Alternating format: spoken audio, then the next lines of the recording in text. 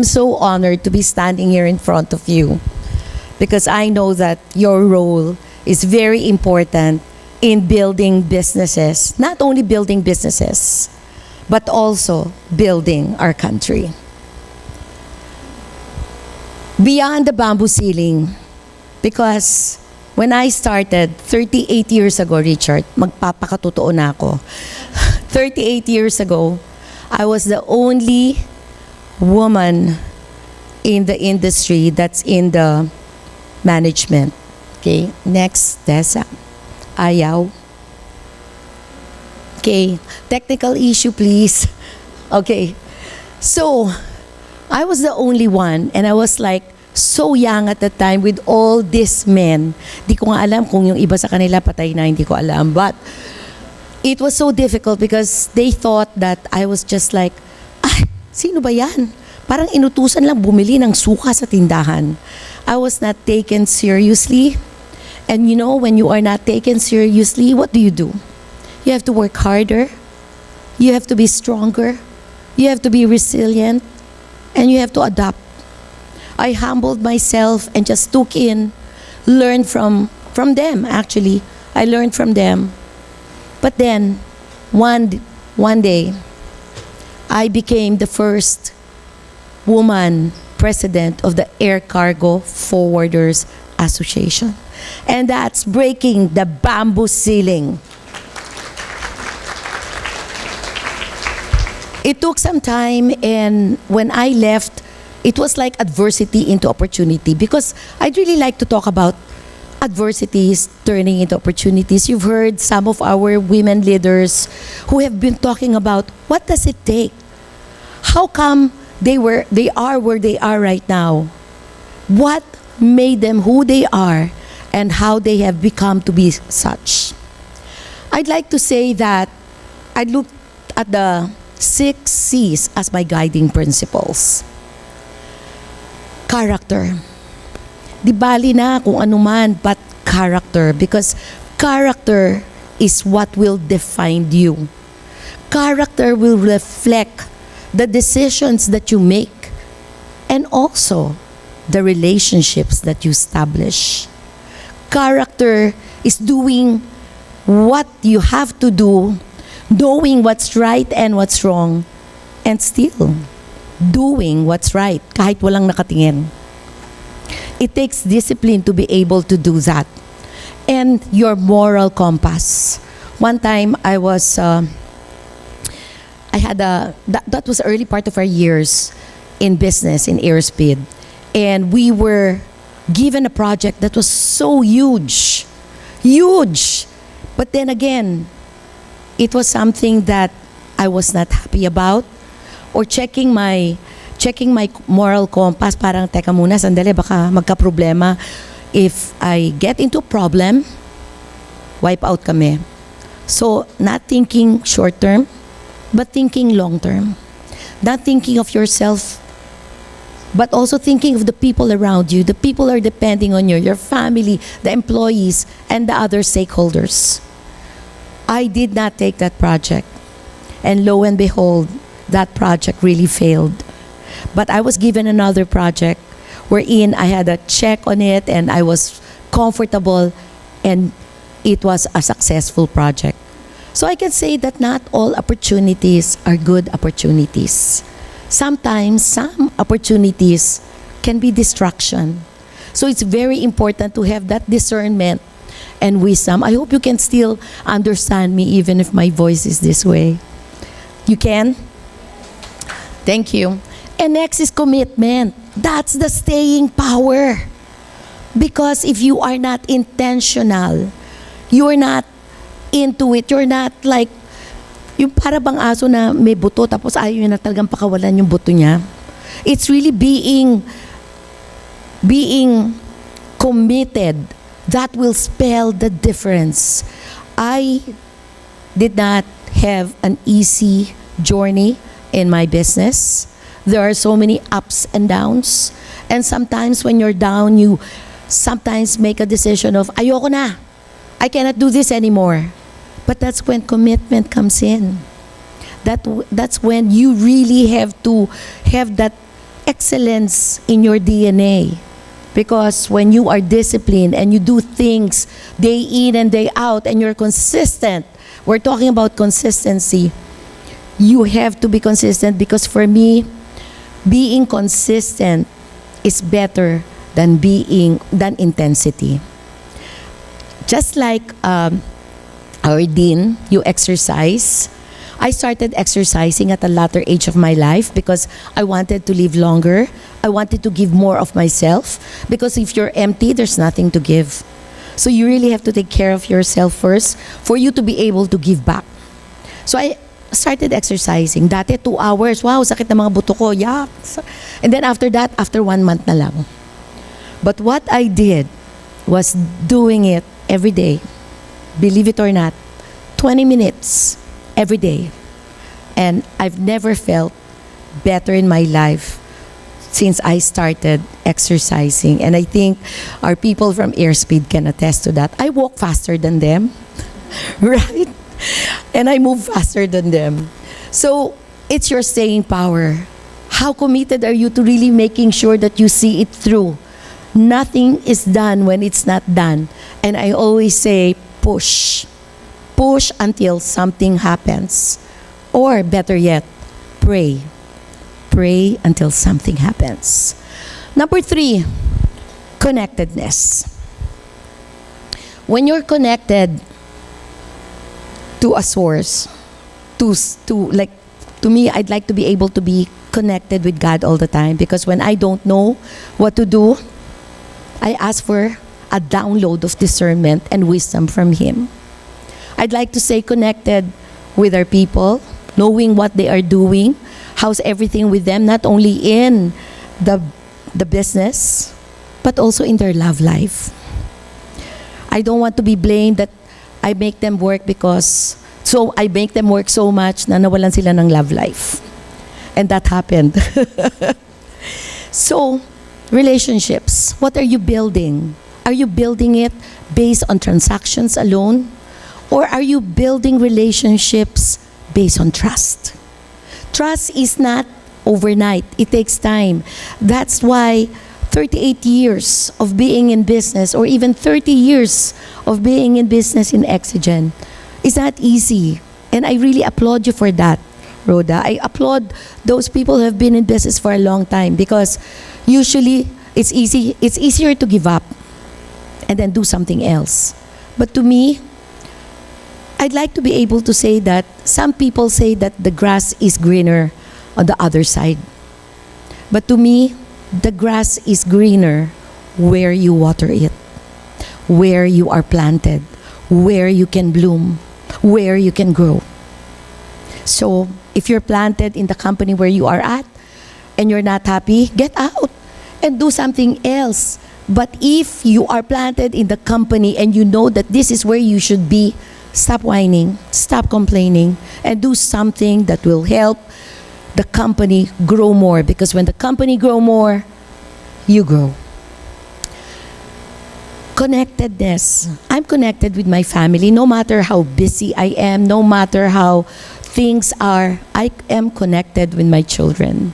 I'm connected to a husband who is so supportive that I believe that I'm able to do what I'm doing because he has believed in me, he has supported me, and encouraged me. I believe that I'm connected to the people in our company, to my friends, and I'm so happy to say that some members of an organization called Women Business Council Philippines, of which I am a president, is my chairperson, Mylene, Rhoda, and Monica. I'm connected to them, and believe it or not, I was like so, I don't want to call it scared, but I was like apprehensive, because how do you deal with a group of women, right, who are empowered, opinionated, and strong? But believe it or not, that's one of the best things that I've done in my life. And thank you, my dear sisters in Women Biz. Communication, listening and hearing with clarity. Are we really listening? Or are we busy with our thoughts that we get to miss what the other person is saying? When I started, really, I was so busy before, like parang I'll meet from one table to the next table. That's really crazy. But then I realized that you have to be in the moment. You have to be in the present. That's why it's called present, because it's a gift. Be with the person you are with right now. Get to listen to that person. Because sometimes we just sit there with our mind somewhere else. But I learned to do that. I cannot say I've perfected it. Nope. There are some times wherein I'm distracted. But then when you get to really be there in the moment, it can really be a gift. It can be a present. I believe in real conversations. When we talk to people and would like to be able to raise an issue that is very delicate or sensitive, we sometimes do not say what we wanted to say. But how can you address a problem, or how can you address a situation when you don't have real conversations? So real conversations are essential so that the person you're talking to or listening to will really get to understand what is really needed at the time. Then culture. This is your DNA. In our company, because we're 38 years old, there's so many other newcomers. So they've come from different companies, different schools, different upbringing. So really, setting up the culture or the DNA of your company is very important. We live by our values, and our values is lives, loyalty, integrity, value of honor and respect, excellence, and stewardship. I believe in all these values that if and when we are able to apply in our lives, not only business life, but in our personal lives, it will definitely help us be a better mother, be a better sister, wife, whatever, employee, and a better Filipino citizen. Culture is something that defines us. I'd like Airspeed, our company, to be known for the kind of people we have. Because your company will be defined by the kind of people you have. If you have people who are excellent, then you have excellent company. If you have people who have integrity, then you have a company that has integrity and can be trusted. Culture is your DNA, and it is something that's very important in building anything. And then, of course, courage. This is our theme for this year is really courageous growth. That's what I said. Talagang laban lang tayo. Courageous growth is something that will not be just a small dream, but a big dream. If we have a big God, then why do we have small dreams? Dream big. And if you have courage, it doesn't necessarily mean that you do not fear. Of course, fear is still there. But we still move forward having that fear, but still doing it. There were so many situations in my life wherein I was so scared. I was in fear. One is COVID. During COVID, I didn't know what to do. Health issues were there. It was so difficult because we couldn't go out, and we're in logistics. Our clients then were the retailers, not the essentials or pharma companies. But before COVID, we came up with a charter because there was a shipment coming in from Los Angeles to Manila. And when that was I did it Friday. We have to pay for it Monday because you prepay for a charter. And Tuesday we were supposed to fly it from Manila to Cebu. LA, Manila, and then Manila to Cebu. COVID happened. No commercial flights. So the shipment from LA to Manila did not come. But I have a charter waiting. I said, oh no, what will I do? Hala, paano yan? Bayad na. What do I do? When you are in that kind of a situation, it's very important to step back and pray and think. Wisdom.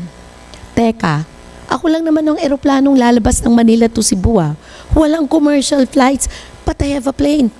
Wait, because we got the permit before that. I called up all the pharma companies, the essential companies. They didn't want to believe me in the beginning, but I told them that we have a plane. And that started our charter run during COVID, Manila Cebu, Manila Davao, helping the stakeholders. Adversity to opportunity. Takot ba ako? Of course, I was scared. I didn't know what I was going to do. But fear is really coming out of your comfort zone. Fear means only that you don't know what's going on, you don't know the environment, you don't know what can happen. But such is life. We don't know. So there are risks that we have to take. There are things that we have to do, calculated risk, and then just move on. So it is really what's needed to make things happen. And that's our tagline, by the way. Airspeed, making it happen. And I already, pina-IPO ko pa yon. Okay, next.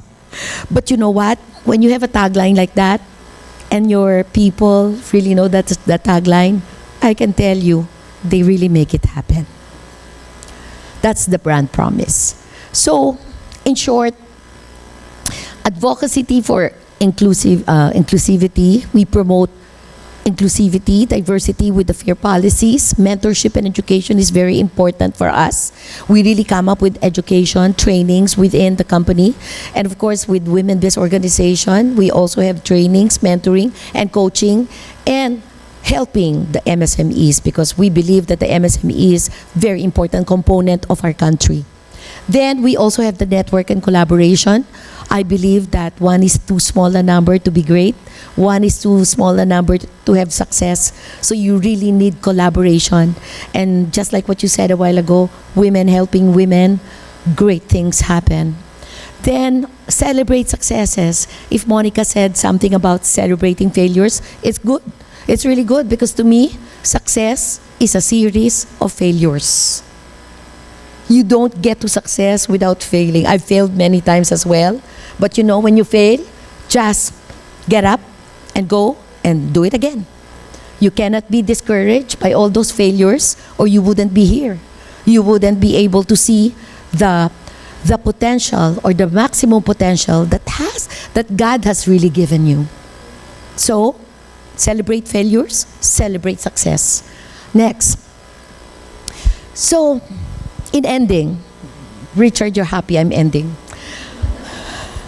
Embrace our identity. This is very important. Who you are, whatever it is, embrace it. We all started with nothing, but God has given us something to be able to enhance it and build it up. Celebrate our achievements. Very important that you celebrate it, that you encourage one another as well, and pave the way for the next generation of Filipino leaders and entrepreneurs in this thriving field. Ako po si Rosemarie Rafael. Nagpapasalamat sa inyong lahat, at maraming salamat, at mabuhay tayong lahat.